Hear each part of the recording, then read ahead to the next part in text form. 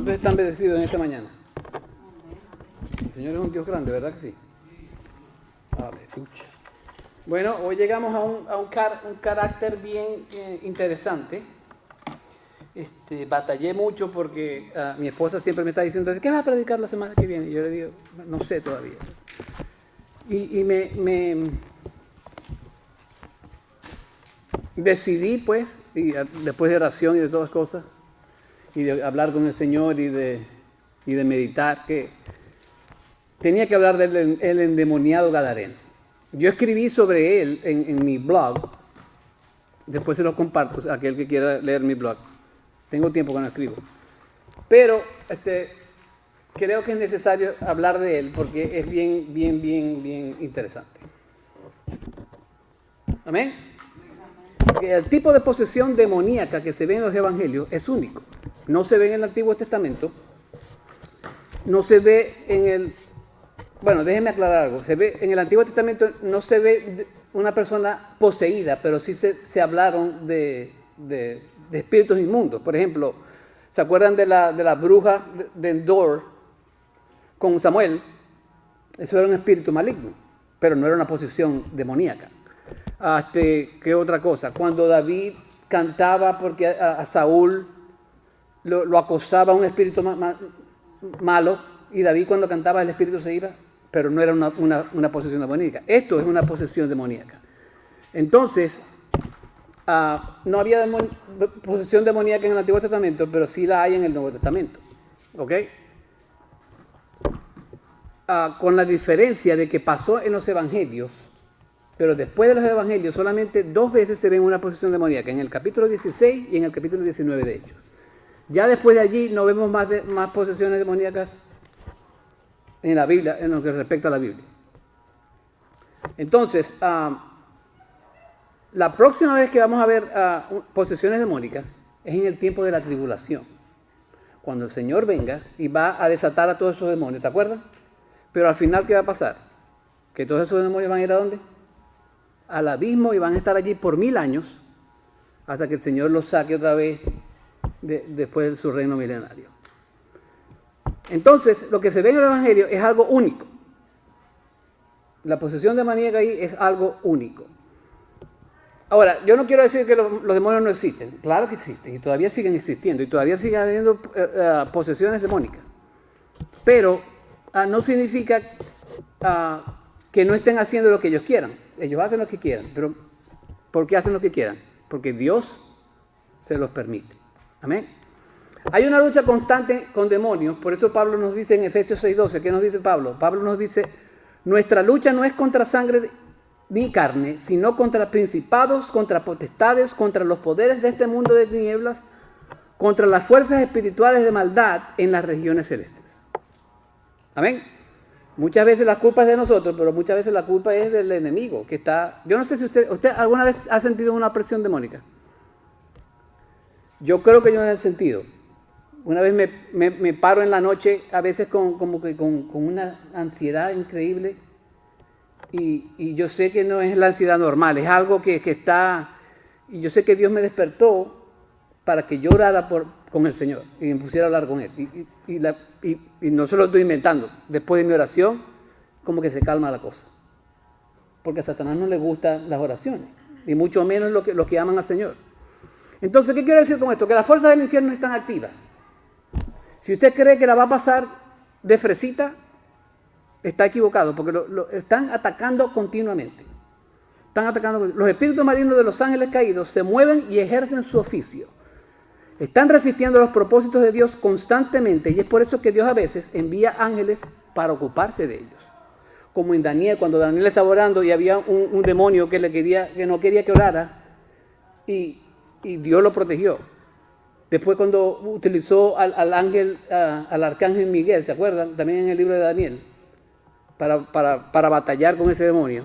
Entonces, Satanás ataca. Eso está claro, eso no hay cosa con eso.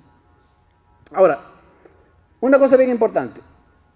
A los demonios no les gustan que la gente sepa que ellos están allí. A ellos les gusta el anonimato, porque hacen más como decimos en Venezuela, deshueso, cuando la gente no se da cuenta de eso. Entonces, lo que pasa con eso es que los demonios agarran y nos ciegan los ojos espirituales para que ellos puedan hacer esfuerzo. Y ahí es cuando nosotros tenemos que tener con una comunicación con Dios directa todo el tiempo para que esos ataques sean menos, pasen menos, pues. Amén. Entonces, ellos no quieren ser expuestos. Pero en la presencia de Jesús, ¿qué pasa con eso? No tienen opción. Un comentarista decía, los demonios no atacan a Jesús. Jesús ataca a los demonios. Y ahora vamos a ver ahorita más adelante. Jesús ataca a los demonios. Un ejemplo de esto lo podemos ver cuando Jesús entra en una sinagoga en el capítulo 4 de Lucas. ¿Se acuerdan de esa historia? Dice la escritura, uno de los que estaba allí tenía un espíritu inmundo y le decía, déjanos, ¿qué tienes que ver con nosotros, Jesús de Nazaret? Has venido a destruirnos, yo sé quién tú eres, el Santo de Dios. Entonces a los demonios no les gusta estar en la presencia de Jesús porque Jesús le puede en un ratito, patita, madrito, te vas de aquí y se va. Porque nadie puede con el poder de Jesús, nadie. Los demonios se aterrorizan tanto ante la presencia de Jesús que no les queda más remedio que salir del anonimato. Y esto le sucedió a Jesús una y otra vez mientras estaba ministrando en esta tierra. Amén. Entonces el día de hoy vamos a estudiar una de las posesiones demoníacas más terribles que ha existido. Yo creo que más terrible que el Exorcista. ¿Se acuerdan de esa película de hace años? Este tipo estaba peor. Muchos dicen que este tipo sufrió más que Job. No sé, pero es posible, porque Job no tenía demonio. Dios lo que tenía era angustia física y me imagino que espiritual y mental también. Pero este estaba completamente endemoniado. El demonio había tomado posesión de él absolutamente. Cuando Jesús le pregunta el nombre, cuando lo leamos allí, él no dice el nombre del hombre, dice el nombre del demonio, más sin embargo, vamos a ver después qué tiene que ver ese nombre. Amén. Entonces, este hombre no solo estaba endemoniado, estaba deshumanizado, porque ya eso no se le podía llamar humano. Estaba marginado porque estaba solo y no tenía esperanza. O sea, él pensaba que se iba a morir ahí. Y de hecho, pues se pudo haber matado él mismo. Entonces vamos a observar los versículos 1 y 2 de San Marcos 5. Dice, y llegaron al otro lado del mar, a la tierra de los Gadarenos, y cuando él salió de la barca, enseguida vino a su encuentro de entre los sepulcros, un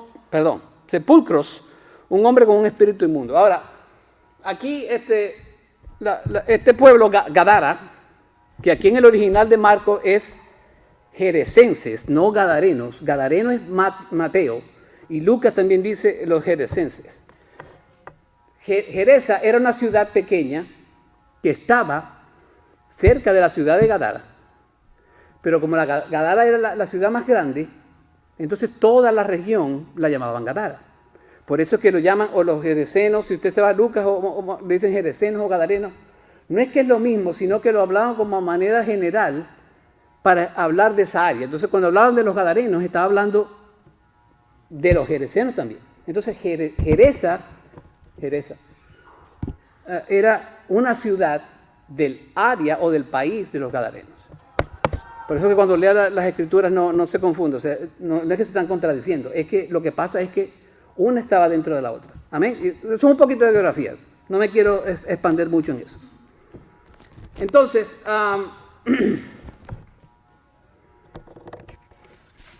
si observamos en un mapa, ¿verdad? Esta es la orilla, perdón. Esta es la orilla oeste del mar de Galilea. Y esta es la orilla oeste, la orilla este. Jesús va del oeste hasta el este y va en una barca. ¿Ok? Entonces, si usted ve el mapa, la ciudad de Gadara y la ciudad de Geresa no están tan cerca de la orilla del mar de Galilea. Pero ¿qué es lo que pasa? Que ahí dice la palabra que Y cuando Jesús salió de la barca, enseguida en su encuentro estaba un hombre endemoniado. Entonces, si Gadara estaba más lejos de la orilla y si Jerez estaba más lejos de la orilla, entonces ¿cómo? O sea, el demonio era de Gadara y estaba en esa área, pero la ciudad más cerca de la orilla del este del mar de Galilea era una ciudad que se llamaba Hipos. Y en realidad los comentaristas no se ponen de acuerdo cuál era esa ciudad exacta donde paró Jesús. Me imagino que era un puerto. Pero eso no es lo interesante, eso no es lo importante. Lo importante es que ese gadareno, este endemoniado, vio a Jesús inmediatamente, tan pronto como él salió del barco. Eso es lo importante. Y lo importante es entender que Gadara era la región en grande, pues, era el país de Gadara. Amén. Entonces, ¿qué vamos a ver? ¿Qué vamos a ver en esta parte? Vamos a ver 4 cosas en esta historia. Y lo primero que vamos a ver es la condición del endemoniado. La condición del endemoniado. Eso está en los versículos del 1 al 5. Vamos a leerlo rapidito. Y llegaron al otro lado del mar, a la tierra de los Gadarenos, y cuando salió de la barca, enseguida vino a su encuentro de entre los sepulcros un hombre con un espíritu inmundo, que tenía su morada entre los sepulcros, y nadie podía ya atarlo ni aún con cadenas, porque muchas veces había sido atado con grillos y cadenas, pero él había roto las cadenas y destrozado los grillos, y nadie era tan fuerte para dominarlo. Y siempre, noche y día, andaba entre los sepulcros y en los montes dando gritos e hiriéndose con piedras. Entonces, la primera cosa es que vivía entre los sepulcros. Imagínense, tremenda casita, ¿no? Viviendo en los sepulcros. En la antigüedad, este era el refugio común de una persona trastornada de mente y poseída. Allá, en ese entonces no habían antidepresivos. Y lo más que podían hacer es tirarlo en los sepulcros y amarrarlo con lo que pudieran. ¿Ok? Las cámaras funerarias en aquella época y en aquel lugar estaban excavadas en la ladera de la colina. ¿Ok? Ahí es donde se ponían los muertos. En la actualidad usted puede ver las tumbas todavía abiertas donde se depositaban esos cadáveres. Y creo que la ciudad moderna se llama Curcio o Kersa, algo así. Y usted puede ver esas aperturas donde metían a los cadáveres. Increíble. O sea, si yo tuviera la oportunidad, a mí me gustaría ir a ver eso, no sé usted. Es un poquito macabro, pero o sea, a mí me gustan ver esas cosas. Entonces vivía entre los sepulcros. Lo otro era que tenía una fuerza de este mundo que era fuera de este mundo. Fíjense en el 3 y el 4 dice: había sido atado con grillos y cadenas, pero él había roto las cadenas y destrozado los grillos, y nadie era tan fuerte para dominarlo. O sea, imagínense la fuerza que tenía este hombre. ¿Pero por qué tenía la fuerza esa? Por los demonios que tenía dentro. No es que él, porque ningún hombre puede, ustedes le ponen unos grillos y lo ponen en ¿cómo se llama? En la pared. Nadie puede romper eso, a menos que se rompa la mano. Pero este tipo tenía una fuerza increíble. Probablemente lo tenían encadenado para protegerlo a él de sí mismo y para proteger a la otra gente también. Y eso lo vamos a ver ahorita más ahorita. ¿Ok? Otra cosa que hacía era que caminaba de manera errática. ¿Usted alguna vez ha visto un loco? Yo los he visto, ¿eh? Caminando para todos lados. Así estaba ese hombre. Así estaba ese hombre. Y daba gritos. Gritos o sea, malévolos. Y se iría con piedras. Imagínese usted. O sea, que él se podía matar a sí mismo, ¿sí o no? Pero por gracia de Dios, o sea, no pasó así. Pero el hombre, pues, estaba mal, pues. Era violento, pero eso lo vemos en Mateo 8:28, porque este pasaje aparece en Marcos 5, Mateo 8 y Lucas 8. Mateo 8:28 dice: al llegar Jesús al otro lado, a la tierra de los Gadarenos, fueron a su encuentro 2 endemoniados. Y usted va a decir, bueno, una cosa, ¿son 2 o son 1? Son 2. Y dice que Mateo dice que Jesús lo sanó a los 2. Pero Marco se enfoca en 1.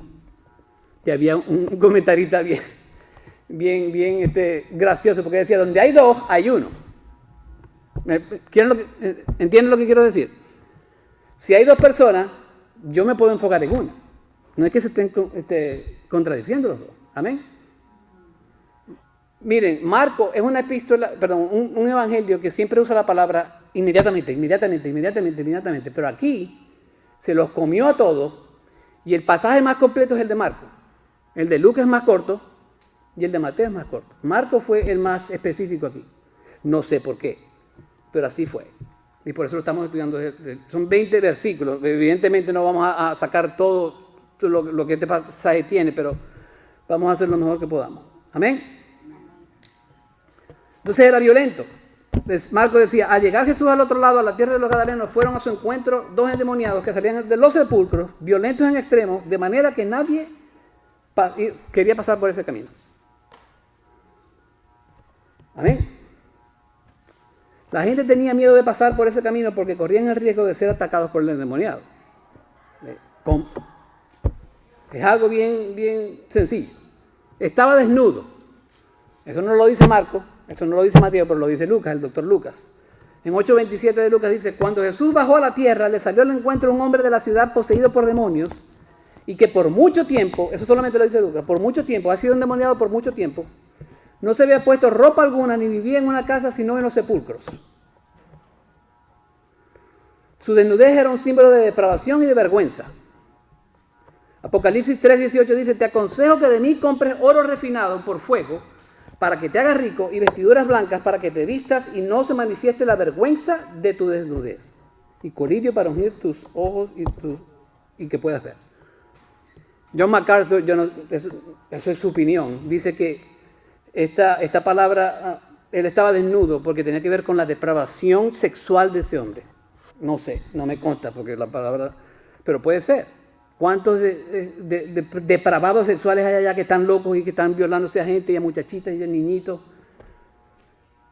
Y mire, en eso sí estoy de acuerdo con él. Él dice que esa gente que es bien bárbara, matando a niños y comiéndose, eso tiene que estar lleno de demonios.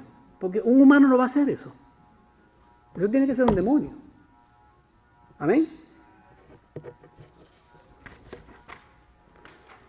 Entonces esa es la condición del demonio, del endemoniado. Ahora vamos a ver su confrontación con Jesús. Y aquí es donde la cosa se pone buena. Versículos del 6 al 12. Dice la palabra, cuando vio Jesús de lejos, corrió y se postró delante de él, el endemoniado, y gritando a gran voz dijo, ¿qué tengo yo que ver contigo, Jesús, Hijo de Dios Altísimo? Te imploro por Dios que no me atormentes. Porque Jesús le decía, sal del hombre, espíritu inmundo. Y le preguntó, ¿cómo te llamas? Y él le dijo, me llamo Legión porque somos muchos. Entonces le rogaba con insistencia que no les enviara fuera de la tierra. Y había allí una gran piara de cerdos paciendo junto al monte.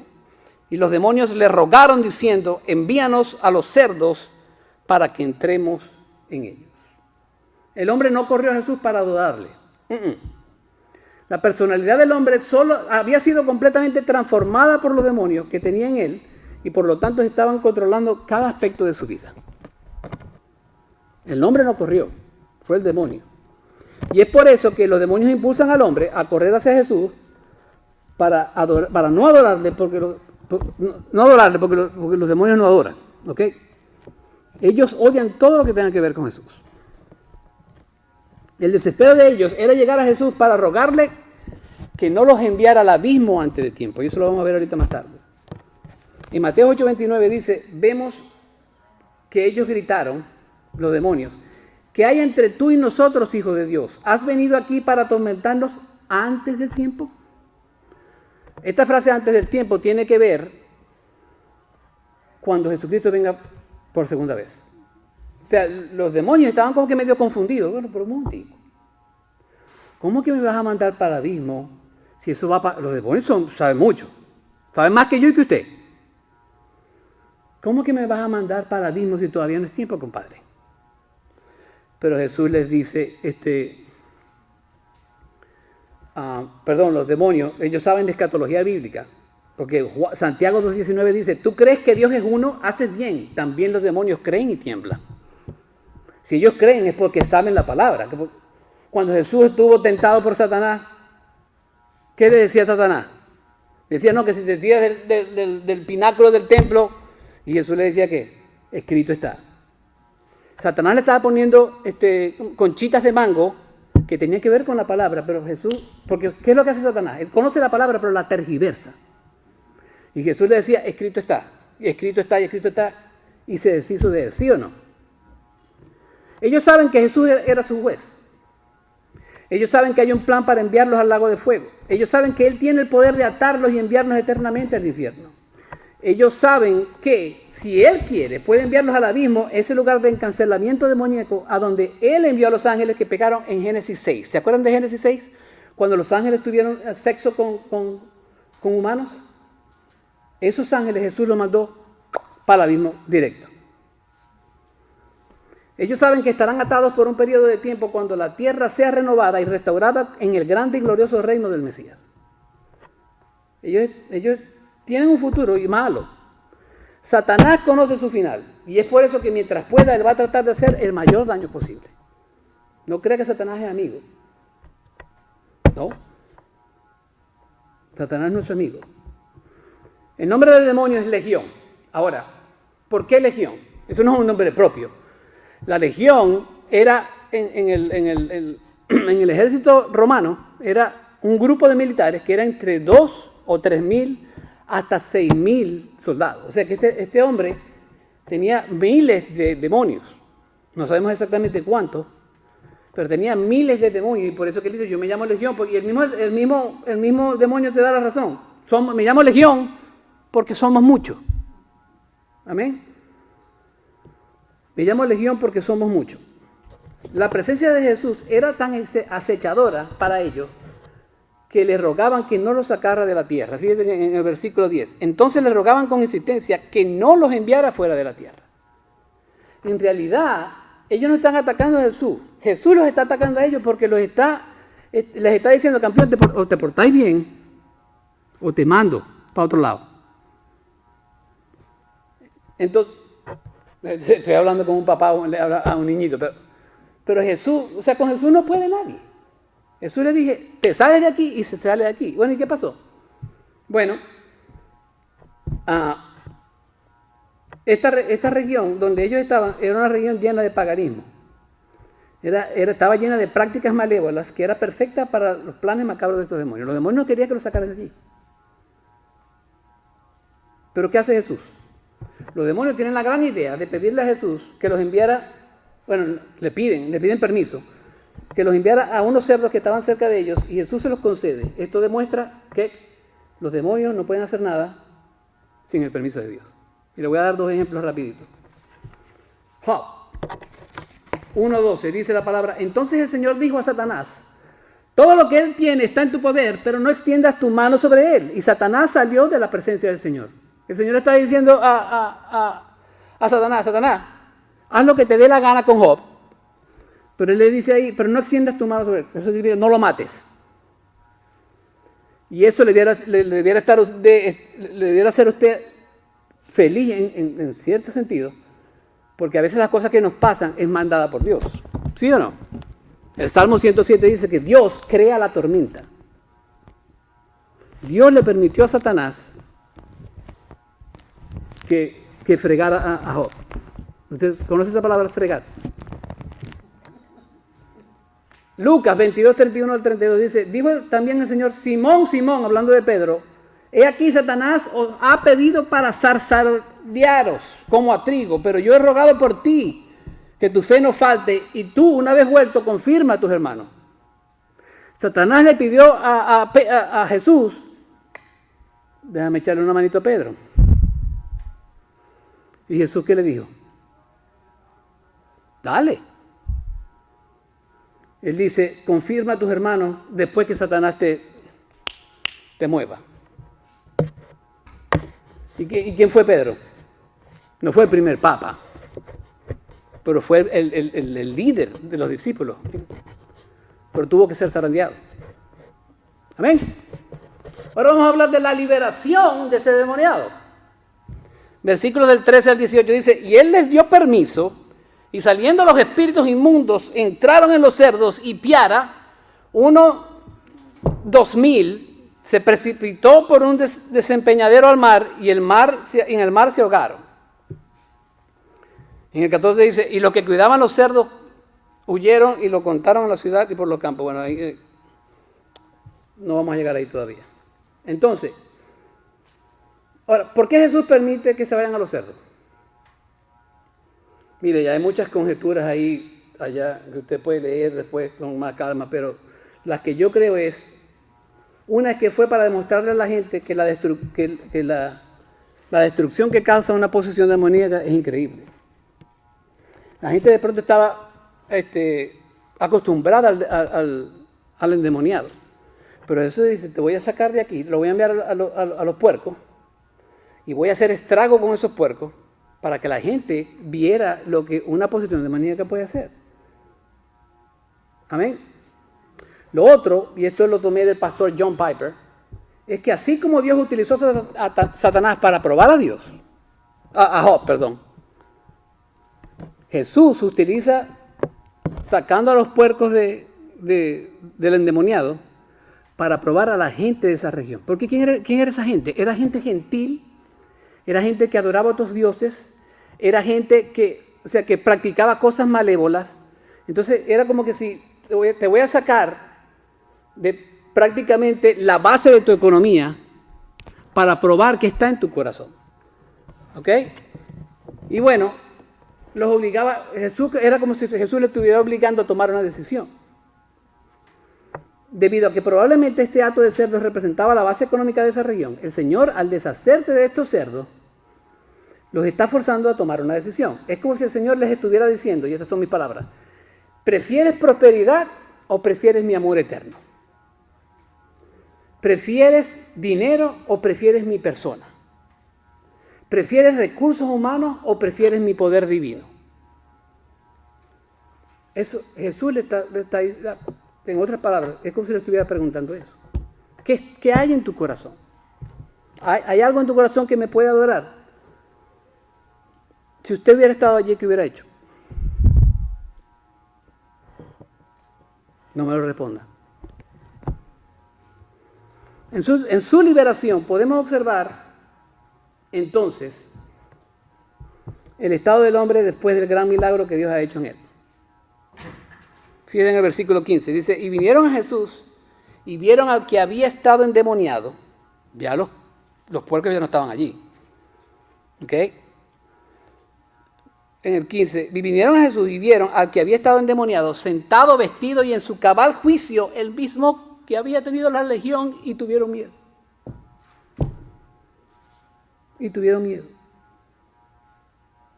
El endemoniado estaba sentado, ya no estaba corriendo como un maníaco. El endemoniado estaba en su juicio cabal, ya no estaba demente. El endemoniado estaba vestido, ya no estaba desnudo. ¿Usted se puede imaginar cómo se sentía este hombre al ser librado de gran opresión espiritual y del ataque físico de estos demonios?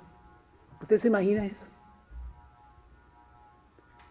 Mire, yo no sé si usted alguna vez ha sufrido de depresión o de ansiedad. Yo he pasado por ahí. Y a veces estoy ahí. Después, los que no me conocen, pues yo sufro de una enfermedad.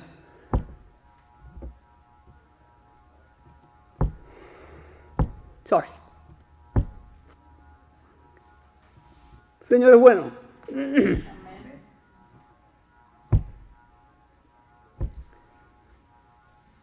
Yo no me puedo imaginar lo que este hombre sintió. Por el poder de Jesús en su vida. Fíjense, esta sección me basé en el endemoniado, porque estamos hablando de caracteres que se convirtieron al Señor. Pero en realidad este pasaje es sobre el poder de Jesús sobre el mundo demónico. El poder de Jesús sobre el pecado. El poder de Jesús sobre todas las cosas. Amén. Por eso es que cuando yo predico y usted no me escucha hablar del nombre de Jesús, entonces yo no estoy predicando ese evangelio, porque Jesús está en toda la Biblia. Jesús está en toda la Biblia. Amén. Discúlpeme, yo soy medio llorón. ¿Qué importa? El Señor ama a la gente con llorona. Ahora vamos a ver las actitudes de la gente. Y aquí es donde me voy a poner ¡pau! Tuvieron una actitud de divulgación en el versículo 14. Y los que cuidaban a los cerdos, eso es una de la gente, huyeron y lo contaron en la ciudad por los campos y la gente vino a ver qué era lo que había sucedido. Entonces la actitud de divulgación, la magnitud de todo lo que había pasado llevó a los encargados de delato a divulgar todo lo que había sucedido. Y no era algo necesariamente malo, o sea, era porque Jesús hizo grandes cosas, pero después ya vamos a ver el corazón de ellos. Entonces la divulgación puede ser o mala o buena. Ustedes conocen la palabra brollero, que lleva brollo. ¿Cómo le dicen ustedes los mexicanos o los puertorriqueños? Brollero. O sea, no me acuerdo ahorita de un sinónimo de brollero. Gossip. Gossipy. Chismoso, ahí está. Una divulgación puede... Bueno, divulgación es divulgación, así sea chisme o no chisme. Porque a veces el chisme es verdad y a veces el chisme... Pero ya me estoy saliendo del tema, pero tuvieron una actitud de divulgación, ¿ok? Esta gente nunca había visto un milagro de esa magnitud. Y el mensaje se expandió rápidamente y causó que el resto del pueblo tuviera curiosidad sobre lo que había sucedido. Por los que trabajaban con los cerdos, la demás gente pues estaba curiosa de ver lo que había pasado. Tuvieron una actitud de miedo. Eso está en la segunda parte del 15. Dice, el mismo que había tenido la legión y tuvieron miedo. Tuvieron miedo. ¿Cómo es posible que la gente tenía más miedo de Jesús por el milagro que había hecho que el endemoniado? No tiene sentido, ¿sí o no? No tiene sentido. ¿Por qué tenía miedo? Ya, ahorita más tarde les digo por qué creo que tenía miedo. Tenían una actitud de rechazo en el 17, actitud de rechazo. Y comenzaron a rogarle que se fuera de su comarca. Le estaban diciendo a Jesús, vete de aquí. Es una actitud de rechazo. La actitud del pueblo fue rogarle a Jesús que se fuera del pueblo. Quizá la gente estaba muy cómoda con su pecado y no quería ser confrontada por el poder santificador de Jesús. Porque ¿qué pasa cuando la santidad de Dios se aparece a un pecador? ¿Qué le pasó a Isaías? Señor, yo no te yo soy inmundo. ¿Y qué hizo Dios? Le quemó los labios y ya puedes predicar ya. De pronto era eso.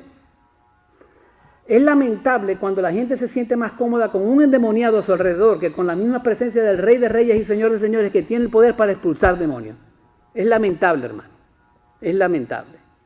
Porque este mundo a veces prefiere la maldad que la bondad de Jesús. Están tan cegados por su pecado que no saben distinguir entre lo mejor y lo peor. Están cegados, están ciegos, no pueden ver nada. Y Satanás es parte de eso. Satanás es parte de eso, que ciega los ojos a la gente. Entonces, ¿cuánto tiempo vamos a seguir rechazando a Jesús? ¿Cuánto? Tenían una actitud, y aquí se pone la cosa buena, que son las actitudes medio malucas. Ahora, tenían una actitud de querer estar con Jesús. En el 18 dice, al entrar en la barca, el que había estado endemoniado le rogaba que lo dejara acompañarle. Se quería ir con Jesús, pero Jesús le dice no. ¿Por qué Jesús le dice que no? Porque Jesús tenía un plan más perfecto para él. Jesús tenía un plan perfecto para él. El deseo de este hombre quería estar con Jesús cada segundo, cada minuto, cada hora, todo el tiempo con Jesús. Pero Jesús le dice, un momentico, espérate un momentico.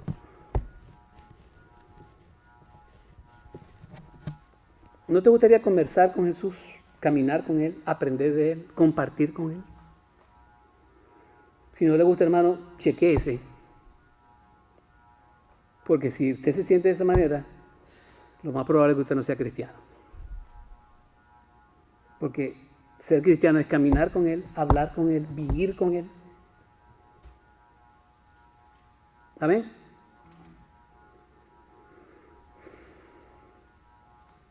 Él quiere tener una relación contigo. ¿Qué estás esperando?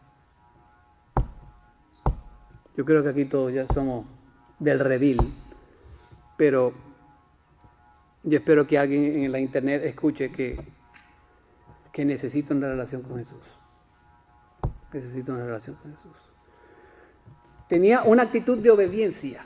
Del 19 al 20 dice la palabra, pero Jesús no se lo permitió, sino que le dijo, vete a tu casa, a los tuyos, y cuéntales cuán grandes cosas el Señor ha hecho por ti, y cómo tuvo misericordia de ti. Y él se fue y empezó a proclamar en Decápolis cuán grandes cosas Jesús había hecho por él, y todos se quedaban maravillados. Aleluya. Aleluya. El Señor tenía una razón por la cual no dejó ir al endemoniado con él en la barca. Ya la vimos ya. Tenía un mejor propósito para él. Ya lo vimos. Era obediente el hombre, ¿sí o no? ¿Qué tal tú? Si eres un hijo o una hija de Dios, ¿estás haciendo lo que Él te comentó?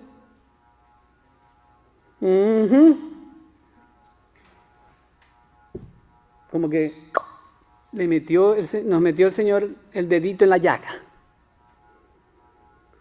Yo se lo dije una vez. Como cristiano, usted por lo menos tiene un don que Dios le dio. Uno. A veces otras personas tienen 2 y 3 y 4 y 5 y más. Pero si Dios le dio a usted un don, ¿qué usted cree que Dios quiere que haga con ese don? ¿Que se lo esconda? No, que se lo dé. Y esa es su alabanza para Él. Amén. Ahora,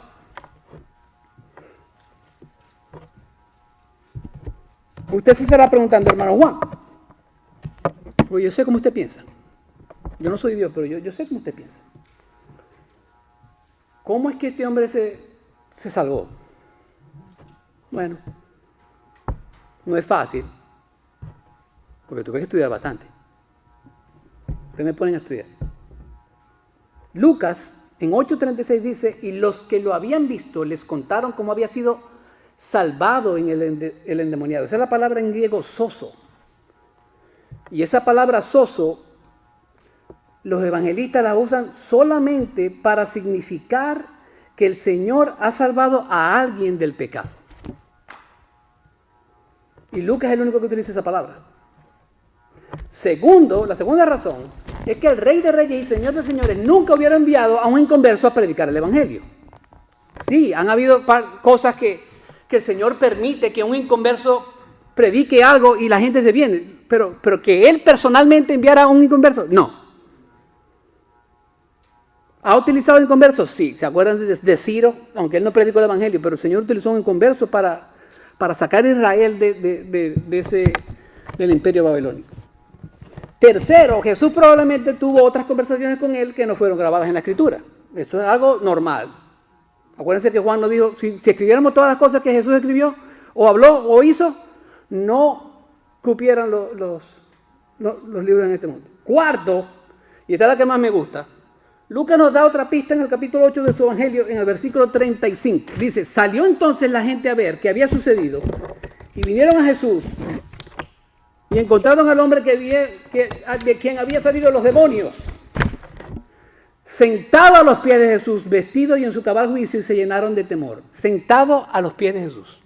Déjame darle un poquito de background de esta oración. La expresión sentado a los pies tiene varias connotaciones.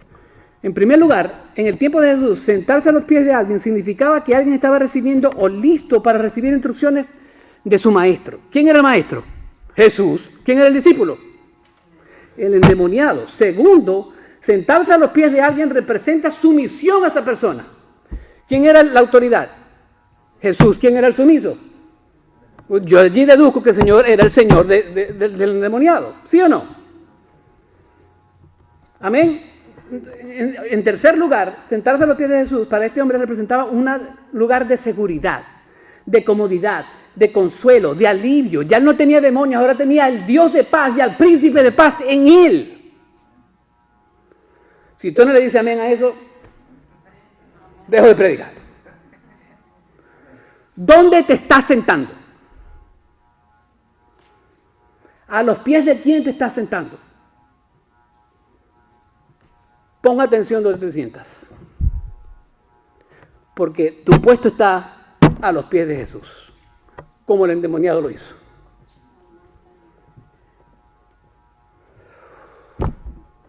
Voy a tomar un buen nap esta tarde. Que me pusieron a trabajar ustedes.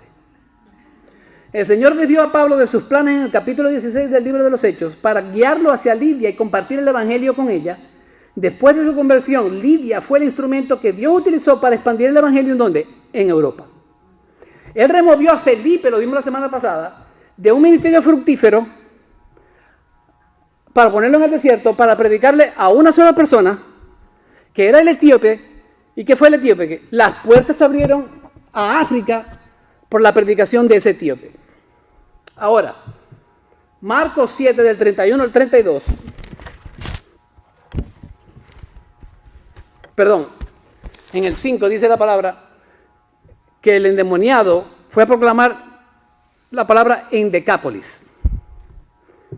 Si usted se va a Marcos 7 del 31 al 32, y ya casi terminamos,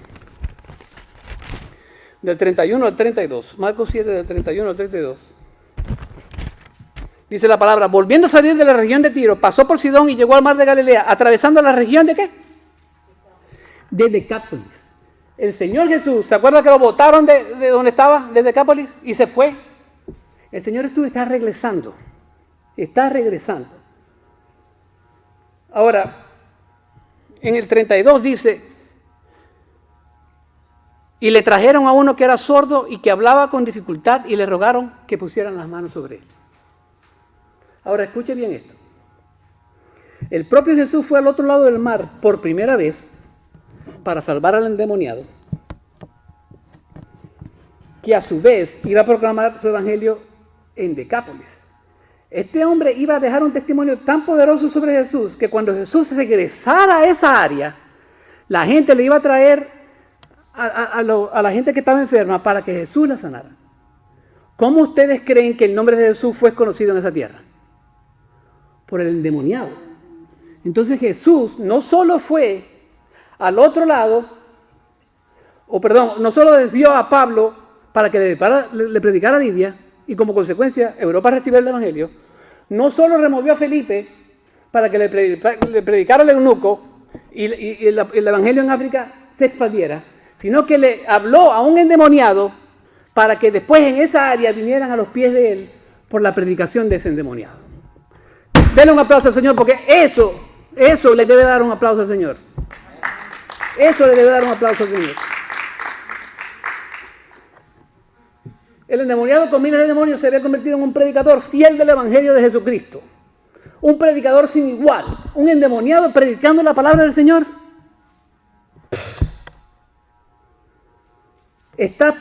Primero que todo, ¿qué estás haciendo con el nombre de Jesús? ¿Estás predicando sobre Él y su sacrificio o lo estás pisoteando con tu vida de pecado? ¿Quieres seguir encarcelado en la cárcel de tu pecado o quieres ser liberado de él y ser transferido al reino del Hijo de Dios? El poder de Jesús para salvar es más poderoso que el poder de Satanás para destruir. Y mejor me callo porque si no voy a predicar aquí a las 2 de la tarde. ¿Amén? Amén. Vamos a orar. Padre Celestial, en el nombre de tu Hijo Jesús, te damos las gracias, Señor. Gracias por tu palabra que es tan portentosa, Señor. Gracias por tener una gracia tan grande que aún un endemoniado vino a tus pies, Señor, después que tú lo liberaste de esos miles y miles de demonios. Señor, danos esa pasión para predicar tu evangelio.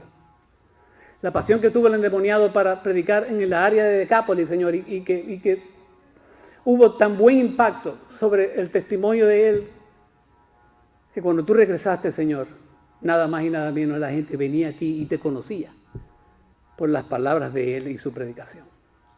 Ayúdanos a hacer así, Señor. Te pido por aquellas personas que no te conocen, Señor, que vengan y se conviertan a ti, Padre.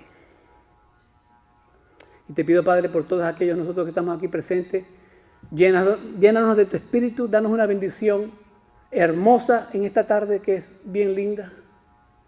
Y síguenos tocando nuestro corazón a medida que caminamos esta vida, Señor. Gracias por tu inmensa salvación, Padre Santo. Gracias por los hermanos en Cristo. Gracias por todos los buenos pastores que tú has puesto sobre nuestra vida. Pero tú eres el principal pastor. Gracias, Jesús. En tu nombre yo oro. Amén y amén. El Señor me lo bendiga, hermanos.